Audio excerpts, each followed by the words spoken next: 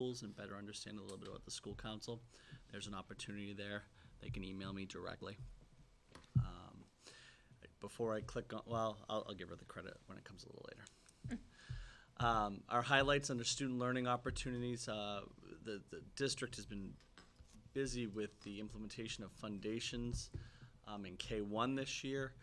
All of our teachers received training ongoing throughout the school year. And actually our second grade teachers attended a training today, a full day training today, in preparation for that carry-on implementation for next year.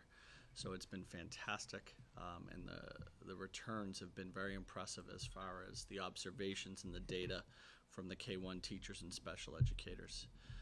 No Adam, as Mr. McKay mentioned, continues to be very popular in the grade 3, where we are thankful to finally move over to grade 4 next year. It is something that, as you said, Mr. Webster, we're looking for 5th grade. It is challenging when you look at, we use the capital money to purchase the textbooks, the materials initially.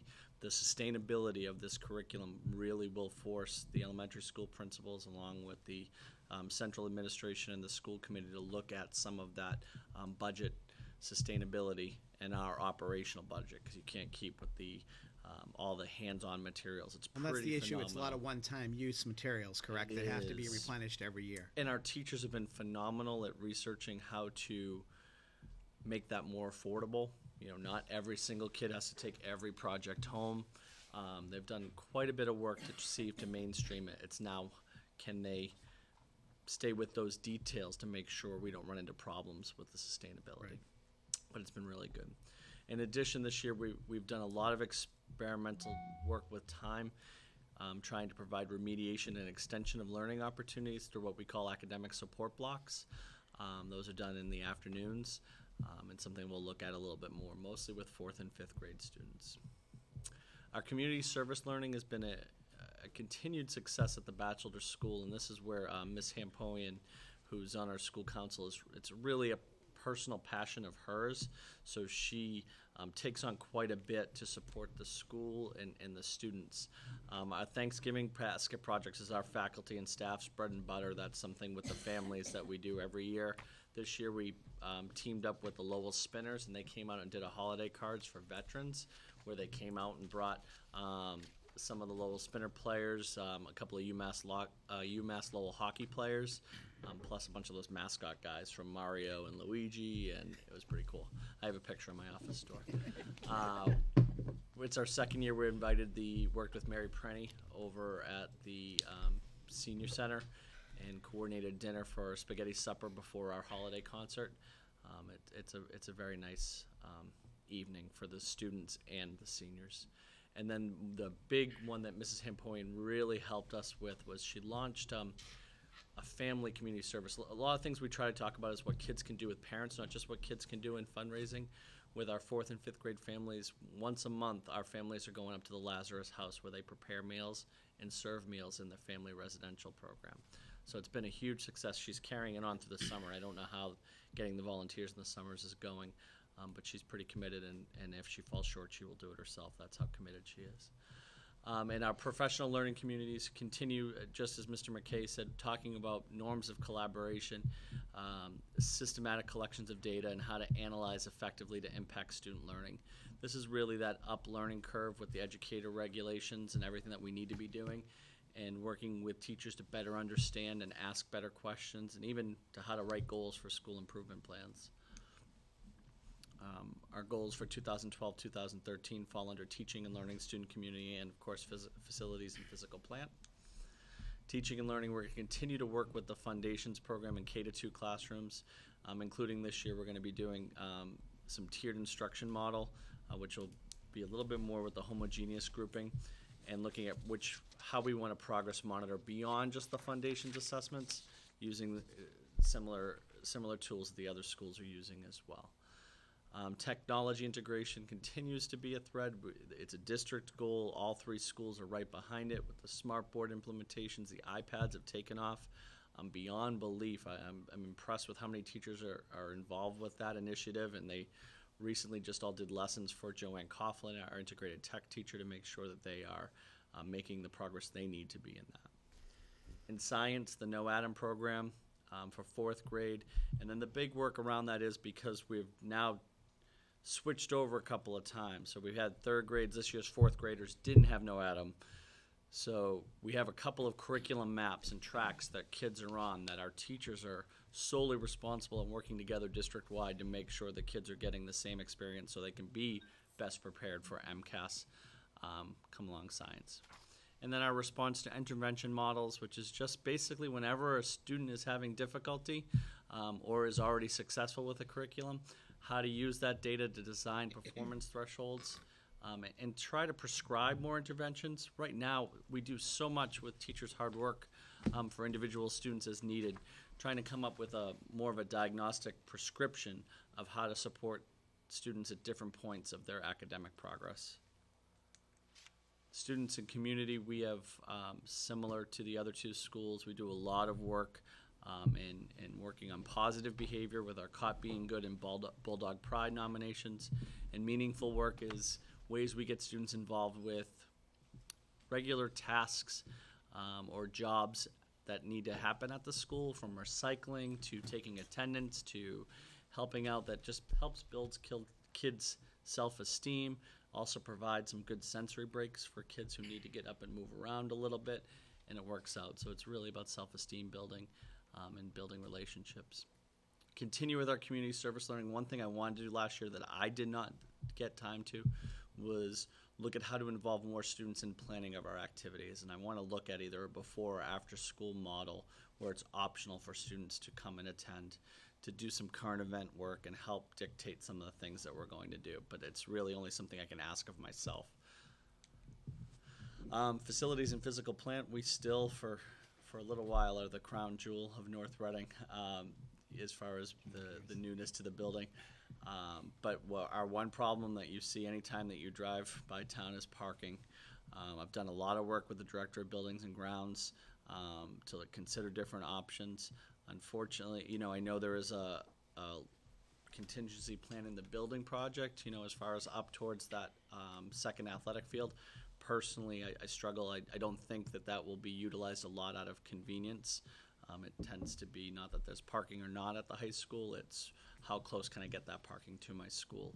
And unfortunately, most of those spots look to be in the Historic District Commission, so we'll have a decision to make in the near future, but I do think it's something that we can't wait on. Right now, our faculty and staff exceed the number of available parking spots at the Batchelder School.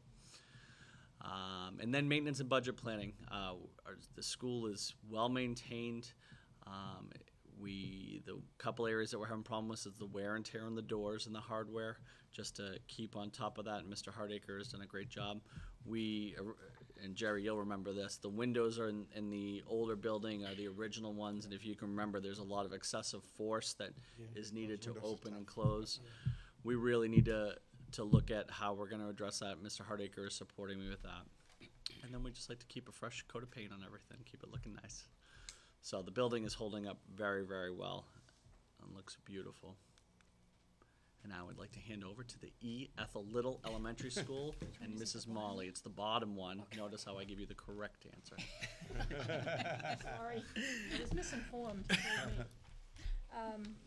So I'd just like to cast your attention to our little picture here of sunglassed children in their Getting Down with Mama Goose performance, and it was fabulous. They do that every couple of years in the first grade, and we have some art projects that are on display, and the North Reading Municipal Light T-shirt contest, participant from our school, and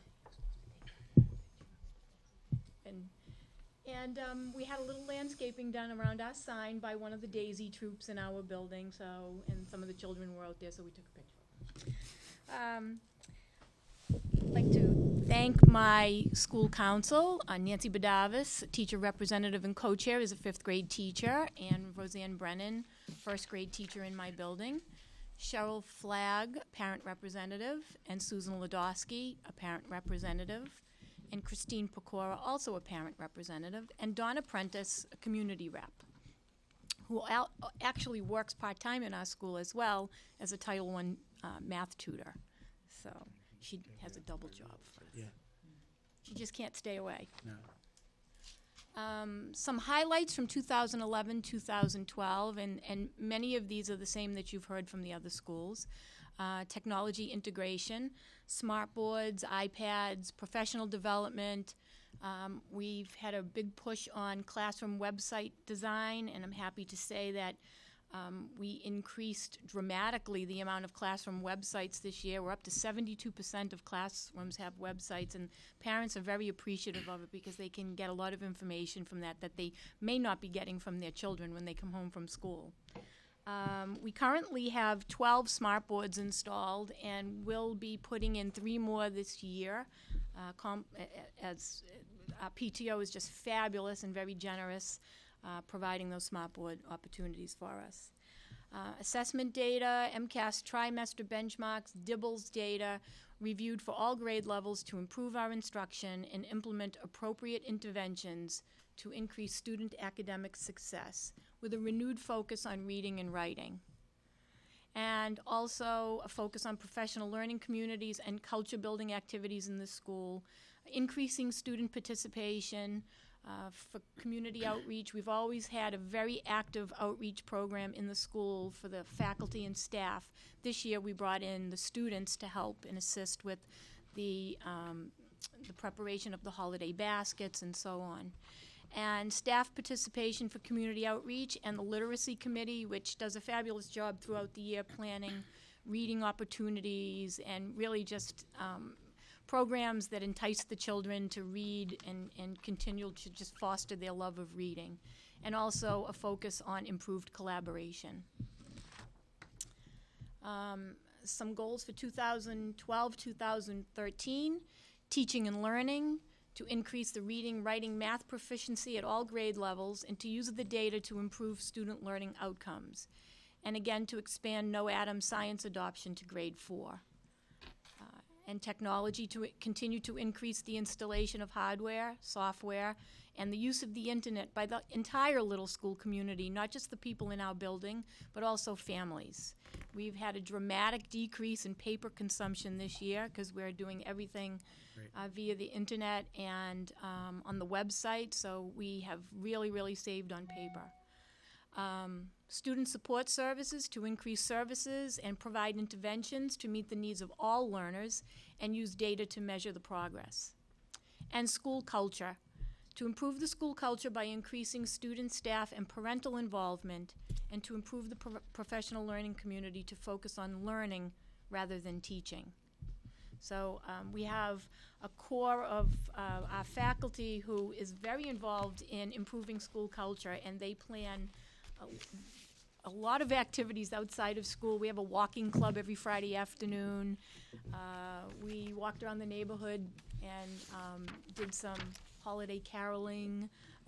We did a number of different things this year to bring the staff together, and everybody is very appreciative and enjoying it.